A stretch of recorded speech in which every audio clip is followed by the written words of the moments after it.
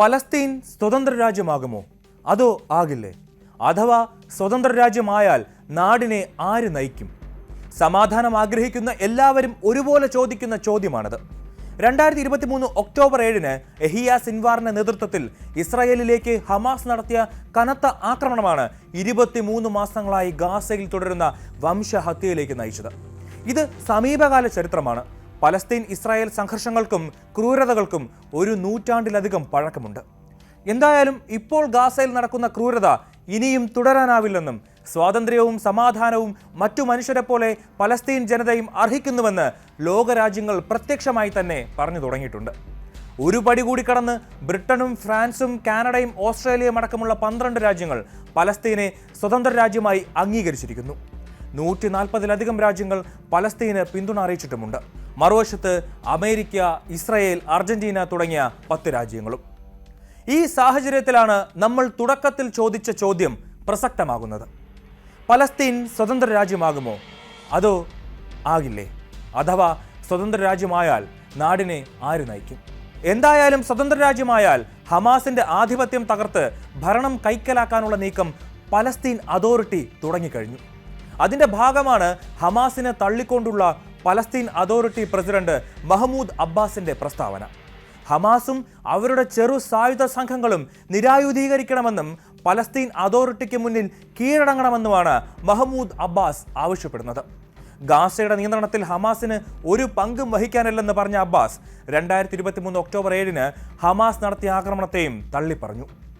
സ്വതന്ത്ര രാജ്യമായാൽ 3 മാസത്തിനകം ഇടക്കാല ഭരണഘടന ഉണ്ടാക്കുമെന്നും 1 വർഷത്തിനകം തെരഞ്ഞെടുപ്പ് നടത്തുമെന്നും അബ്ബാസ് പ്രഖ്യാപിച്ചു. ഒരു തെരഞ്ഞെടുപ്പ് വന്നാൽ ഹമാസിനെ പൂർണ്ണമായും ഒഴിവാക്കി ആദ്യത്തെ കുറച്ചു കാലമെങ്കിലും പ്രതിപക്ഷമില്ലാതെ ഭരിക്കാമെന്ന ചിന്തയാകും പലസ്തീൻ അതോറിറ്റിയെ ഇപ്പോൾ നയിക്കുന്നത്. അനുകൂല സാഹചര്യത്തെ അതോറിറ്റി മുതലെടുക്കുന്നു എന്നതാണ് വാസ്തവം. പലസ്തീനെ സ്വതന്ത്ര രാജ്യമായി അംഗീകരിച്ച രാജ്യങ്ങളെല്ലാം ഒരുപോലെ ആവശ്യപ്പെട്ടത് ഹമാസിന്റെ നിരായുധീകരണമാണ്. ഭൂരിപക്ഷം രാജ്യങ്ങൾക്കും ഹമാസ് ഒരു ഭീകര സംഘടനയാണെങ്കിലും പലസ്തീനികൾക്ക് അതൊരു പ്രതിരോധ സേനയാണ്. അവരുടെ സൈന്യമാണ് ഹമാസ്. സ്വതന്ത്ര രാജ്യമെന്ന പലസ്തീൻ ജനതയുടെ അവകാശവും സ്വപ്നവും സാക്ഷാത്കരിക്കപ്പെടാൻ ലോകരാജ്യങ്ങൾ നിലപാടെടുക്കുമ്പോൾ ഹമാസിനൊപ്പം നിൽക്കണോ ഹമാസിനെ തഴയണോ എന്നൊരു ചോദ്യമാണ് പലസ്തീൻ ജനതയ്ക്ക് മുന്നിലേക്ക് നീളുന്നത്. ഇവിടെയാണ് അതോറിറ്റി സാധ്യത മുന്നിൽ കാണുന്നത്. ഹമാസിനെതിരെ നിലപാടെടുത്താൽ UK-യും ഫ്രാൻസും അടക്കമുള്ള രാജ്യങ്ങൾ അതോറിറ്റിയെ പിന്തുണയ്ക്കുമെന്നും എളുപ്പത്തിൽ അധികാരത്തിലെത്താമെന്നുമാണ് അതോറിറ്റി കണക്ക് കൂട്ടുന്നത്.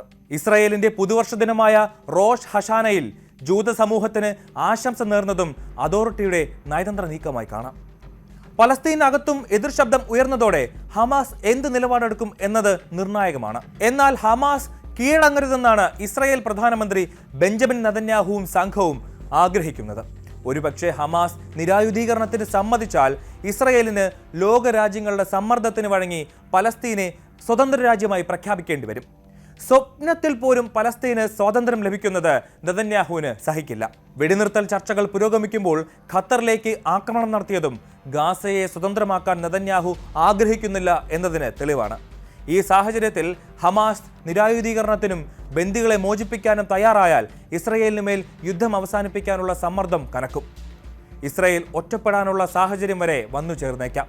അതായത് ഗാസയുടെ ഭാവി ഹമാസിന്റെ നിലപാടിനെ അനുസരിച്ചിരിക്കുമെന്ന് സാരം. അതോറിറ്റിക്കും ലോകരാജ്യങ്ങൾക്കും ഹമാസ് വഴങ്ങുമോ അതോ പലസ്തീനകത്തും ഹമാസ് യുദ്ധം പ്രഖ്യാപിക്കുമോ എന്നത് കണ്ടു തന്നെ അറിയണം.